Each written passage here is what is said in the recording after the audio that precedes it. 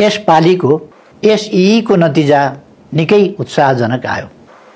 यो हामी सबैका लागि ज्यादै खुसीको कुरा हो। 61.81 अर्थात् लगभग 62% विद्यार्थी पास हुन सफल हुनुभयो।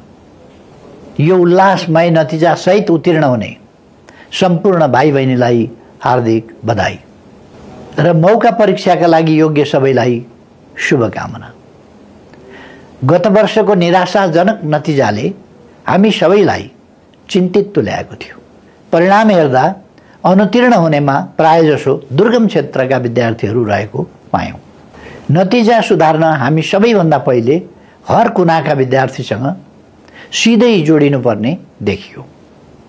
हुन त चुनौतीहरू थुप्रै थिए, समय थोरै थियो, गाउँ-गाउँका विद्यार्थीहरूसम्म पुग्नु थियो, कसै गरी हर विद्यार्थीसम्म उत्कृष्ट शिक्षण सामग्री र हौसला पुर्याउनु थियो।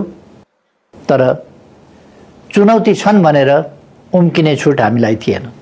त्यसैले दृढ विश्वासका साथ संसदमै मैले यस वर्षको एसई नतिजा सुधार्ने प्रतिबद्धता व्यक्त गरेको थिएँ र सुधारका लागि हामीले सम्पूर्ण विकल्पहरू अपनायौं।